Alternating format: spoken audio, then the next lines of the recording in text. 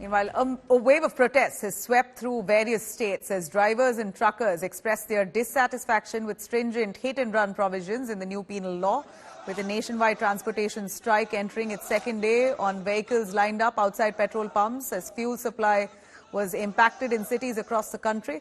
The Criminal Code law, which repealed the British-era IPC, provides up to 10 years of punishment for fleeing an accident spot and not reporting the incident, or pay up fine of 7 lakh rupees. 3-day strike called by the truckers across the country has led to empty petrol pumps at the moment in Mumbai, where we can see that almost petrol pumps near Mahim. I'm right now located in Mahim. There are at least 5 petrol pumps here, and most of them have gone dry. The petrol pumps are, people are coming to inquire about it. Bhai sahab, ye petrol pump aapka kitne baje se khali ho gaya? नहीं मिल रहा, diesel है, diesel मिल रहा है. As you can see, people have been coming here to find out if there's petrol, but since the petrol is not really available here, it's quite a trouble for Mumbaikars, especially if they are not able to find petrol, and this entire city, which is always on the run, could probably come to a halt. But certainly at this juncture, the transporters are holding a meeting in Delhi. They are in conversations, there are dialogues happening with the government as well to find out what really can happen, because the transporters are protesting the strike, which is basically this particular strike is because of the reason that they are protesting the new law that is going to be implemented, which is in particular states that anyone involved in hit and run cases could get a punishment of over 10 years. So certainly a lot of assurances have to be given by the government. The dialogues are continuing. It will really be only later in the day we'll get to know what exactly happens with this dialogue and meeting that is happening in Delhi. With cameraman Raju Revankar in Mumbai, Vidya for India Today.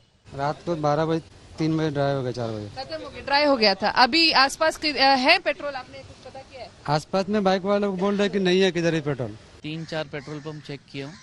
एक BPL का आगे है, HP का है, ये HP का है, और एक और बीपी का उधर आगे बैंड्रा में. कहीं पे भी पेट्रोल नहीं है. हिट एंड रन कानून के विरोध में ट्रांसपोर्टर्स जो हड़ताल कर रहे हैं, उसका असर आम जनजीवन पर किस तरीके से देखने को मिल रहा है.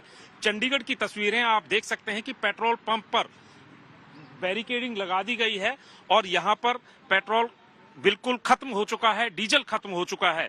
आलम यह है कि लोग वाहनों को लेकर इधर से उधर घूम रहे हैं और जो इक्का दुक्का पेट्रोल पंप बचे भी हुए हैं, वहां पर बाकायदा पुलिस को तैनात किया गया है वाहनों की लाइन लगाने के लिए. और ये पेट्रोल पंप आप देख सकते हैं, यहां पर भी पेट्रोल डीजल नहीं है. लोग अपने वाहनों को मोड़ मोड़ कर यहां से वापस ले जा रहे हैं. तो दूसरी तरफ तस्वीरें ये है कि पुलिस को जगह जगह खड़ा करना पड़ रहा है. पीछे से सप्लाई न आने की वजह से ज्यादातर चंडीगढ़ के पेट्रोल पंप खाली हो चुके हैं. आलम यह है कि लोग परेशान हो रहे हैं और जहां पर पेट्रोल डीजल बचा भी हुआ है तो ये कहा जा रहा है कि वो भी अगले 1-2 घंटे में खत्म हो जाएगा. ये 10 साल की सजा, 7,000 जुर्माना, ये ड्राइवर लोग कहां से भरेंगे? हमारी 7,000 पगार मिलती है, 8,000 पगार मिलती है, उसमें हमारा परिवार भी वहाँ चलता है. हम इतना पैसा दे 10 लाख का आप अपने खुद का गाड़ी डालने को धंधा अपना कर सकते हैं. ये चाहिए सरकार को ये कानून अपना वापस लेना चाहिए, तो फिर हड़ताल खुलेगी. जब तक नहीं कानून वापस लेगा, चक्का ऐसे जाम रहेगा. हिट एंड रन कानून को लेकर के देश भर में ट्रक चालकों ने जो हड़ताल की है, चक्का जाम किया है, उसका असर अब धीरे धीरे दिखना शुरू हो गया है.